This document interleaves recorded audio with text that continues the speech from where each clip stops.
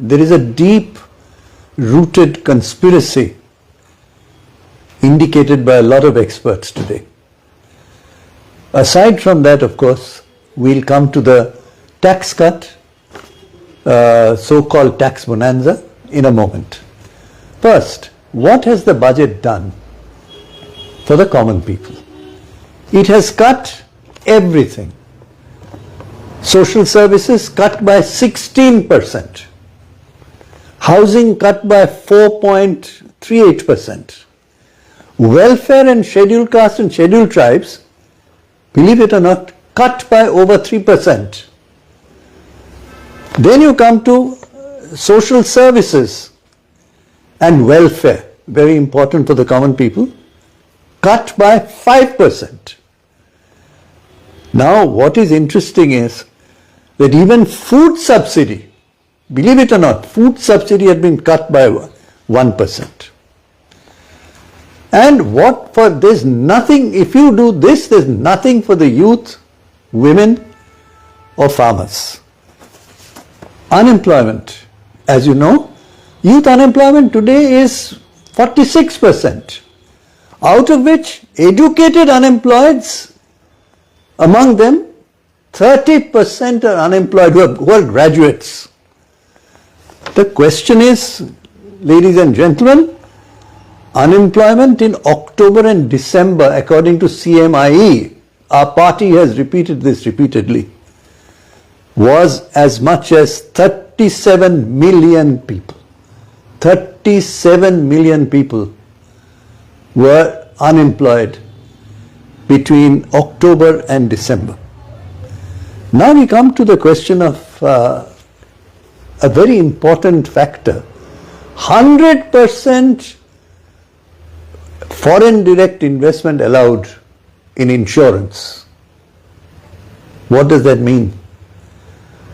Challenge to all the public sector processes, LIC, Life Insurance Corporation, and a host of other insurance companies, and including Indian private sector companies. Now, while they are coming in, they'll come in with 100% equity.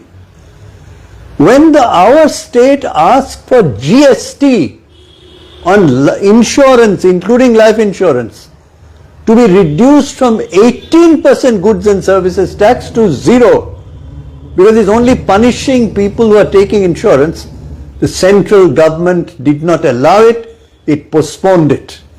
That leads me to the question, is there some kind of a conspiratorial process here that foreign direct investors come in 100% equity, but the GST remains at 18% for insurance for the common people? Who benefits from this? I leave it to you to understand. Now I go to the second question that's very, very important today. That question relates to manufacturing. Yes, the survey has directly said growth rate has been cut. But question is, manufacturing is only 15% of our GDP. And the promise was to take it to 25%. What is there in the budget which is going to take manufacturing to that 25% target of Mr. Modi? Remains at 15%. So how will you get higher growth? Naturally, growth is tumbling and conservative in its expectations. So friends, the question before us is, what has the budget done for the common people? It has consistently cut. Okay, taxes from 7 lakhs threshold has been raised to 12 lakhs. So 12 lakh level income of 12 lakhs will not pay taxes. But remember friends, inflation is raging.